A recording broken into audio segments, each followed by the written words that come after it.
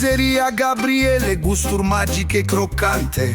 Ne ademenezi di tutti in fiecare clipă cu savoare fantastica. Pe blatrumen sosuri speciale dansează în armonia perfectă. Iar în sandviciurile găsești bucurie. E magie ce n-a văzut Parigi, capici și la Gabriele visele se împlinesc, mamma mia. Fie pizza, fie sandwich, toți clienții zâmbesc din prima. Aici gustul se înalță, pofta bună te cheamă cu foc.